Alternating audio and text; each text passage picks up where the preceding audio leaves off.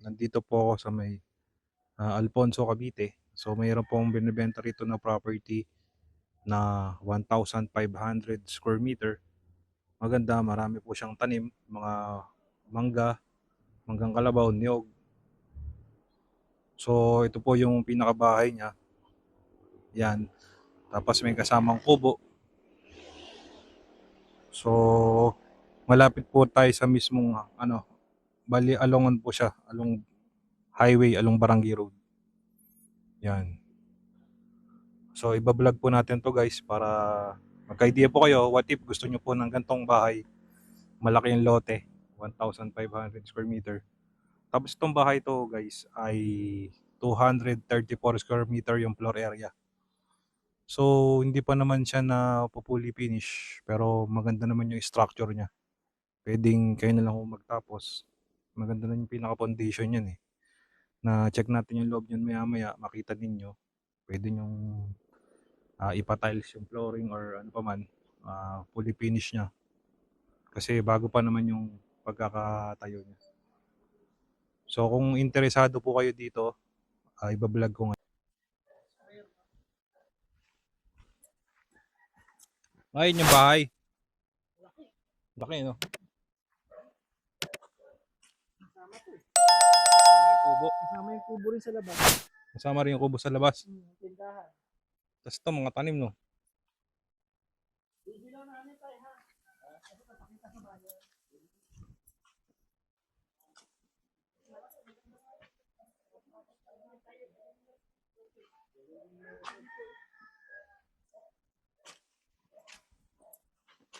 Ang sukat po nito ay 1,500 square meter.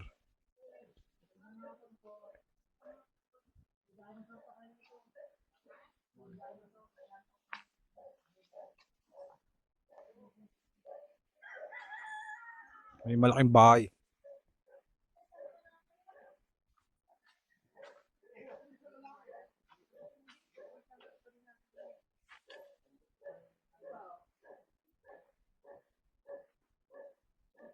Ano po, Nay? Magandang hapon po, Nay. Bibenta nyo na ho ba itong bahay ninyo? Oo, kasi dalawa lang pang kami. Ay, oho. Tingnan niyo kung kanina. Taga saan po ba si tatay? Si tatay? Ilocos.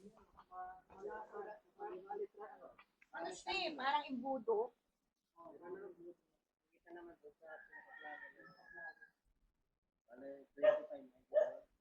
Parang imbudo style. Mas maganda nga doon yung gano'n, sabi ng mga ano. Yun nga po. Kaya napos mo kita eh. Doon sa loob pa. Kasama ba rin ho ito? Hindi, hindi. Hindi na. Tama dyan sa likod ng bakante. Yan ano lang, yung pantay lang dyan sa bakod. Merong space doon, konti. Kasi pinagyan ko na space. May space doon. Boundary pa. Ang pinaka-boundary, hindi ko Yan, itong bahay, ang bakod na yan. Itong bakod na mismo. Yan lang sa likod ng bahay ang hindi na kasagad. May space doon. Space pa rin yun. Yan hindi niya sinagal. Ito lang nakasagal. Oo, parang nalilinis lang po dito. Ibig sabihin yung itong sa bakod, hanggang padiretso pa ho hanggang doon. Yan, diretso bakod. Okay. Hello. Ito may kubo doon. Yung sa may kubo po, no? Nakasagal na yun. Doon sa loob, pante kayo. Opo. Gusto niya kumukuhay niya eh. Mag-iwalay na lang kami. Baka mag-iwalay na lang kami. Hiwalay na, patulog. Kami matagal na hiwalay. Tagal na kami hiwalay yun eh. Ay, alas sa kwarto namin. Ano to? Star Apple.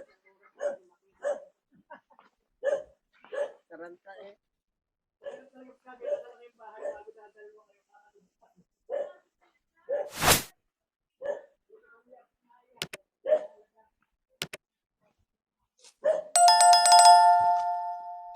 Yung videoan lang ho natin yung ano, hanggang dulo ng property. Maluwang. May bakod na ho siya hanggang dun sa dulo. Sagad. Yung pader. Suha po.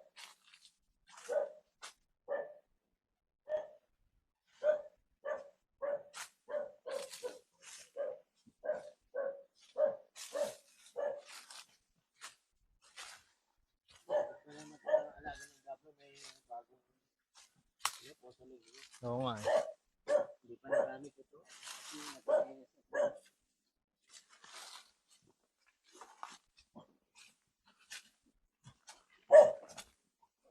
Tapos yan may tangke. Mga 90 drums ang laman ng tangke. Tubig. Malaki pa, no? Ayun, malaki pa pala dito, no? Sa dulo. Oo, yan. Hanggang dyan. Sa bakit. Yan. Oo nga. Ano ba ito? Ha? Ano po siya? Alin? Ito po. Ito pong ano, bakod. Kulungan po yan dati. Oh, dito kulungan ng baboy. Baboy. Ito, tangke ng tubig. Saan po? Ito. Yan, tangke ng tubig po yan. Malalim yan. Ibig sabihin, malakas po ang tubig dito. Oh, galing sa barangay. Pero ang puno yan, puno. Pagka punoy, mapupuno. Hindi rin akong pinupuno. Oo nga. Pwede rin. Wala na Ito, kulungan din ho, eh. 90 drums ang laman yan. Mhm. Tubig.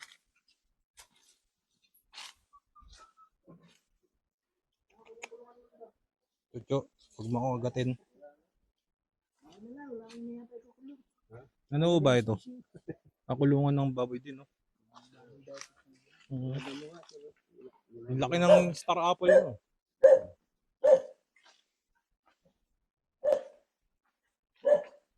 Swimming pool to, kaganda. Oo nga, sa likod.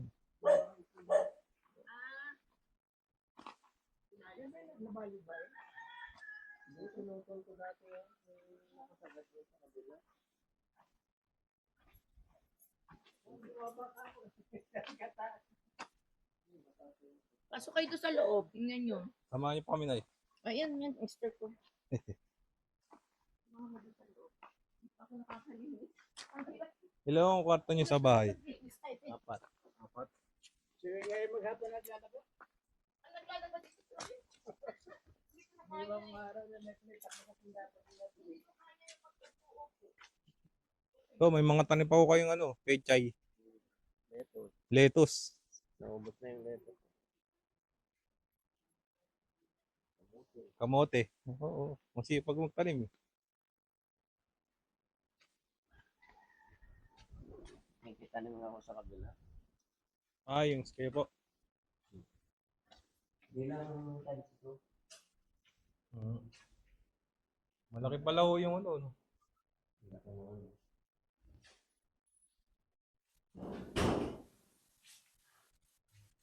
Ito yung kwarto. Ito po yung isa. Yung ilaw po yun. Ayun.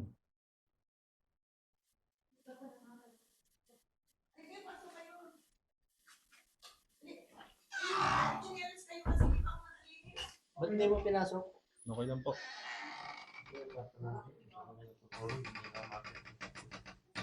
Malaki rin ho ito. Malaki din yung CR dito. Naka-tiles na yung CR eh. May shower pa oh.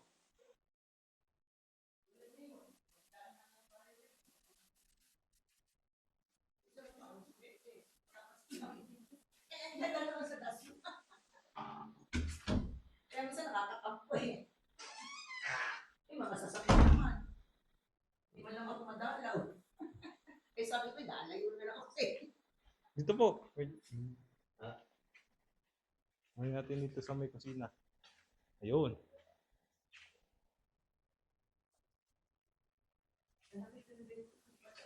Pero kung nakalit ko siya, tapos nakatas ng kabala ko, nakalipat, kung pero na lang tayo sa Ito, may CR din dito. Hmm. May shower yun dito. Ay, may shower din. May shower din siya.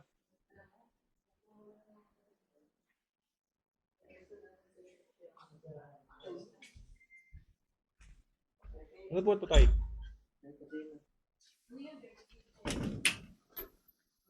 Oo, ano? Ay, chuchu. Lulutuan ng kahoy naman. Doon sa kabila, yung pinunta natin po kanina. Dami sana. Oo nga. Tom, alika. Salamat po kaya.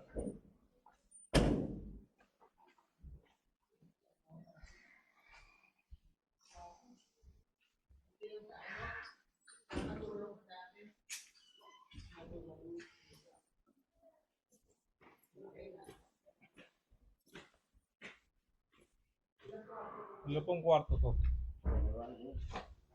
Para bali 4 bedroom.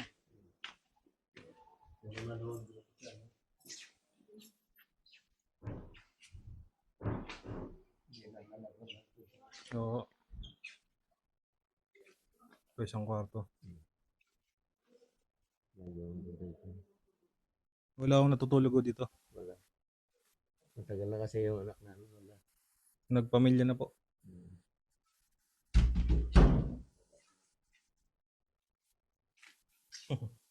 Malalaki na. Malalaki.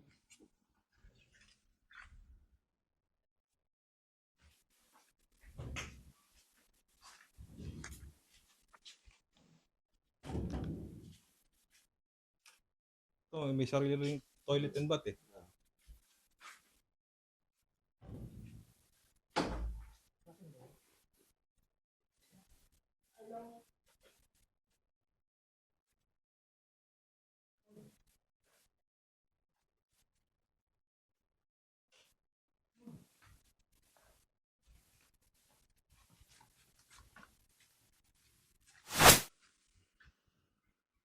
Bali dalawang kwarto.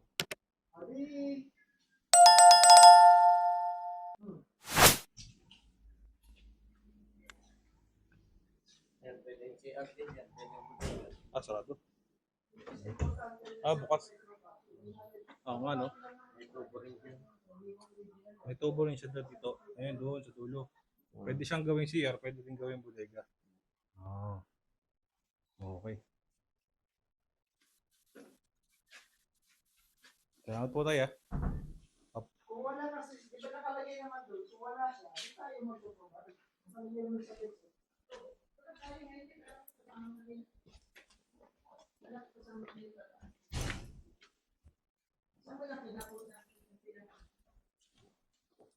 So yun po, nasaksihan nyo po yung property na binibenta dito po sa may Alfonso, Cavite, along Barangay Road po siya. No?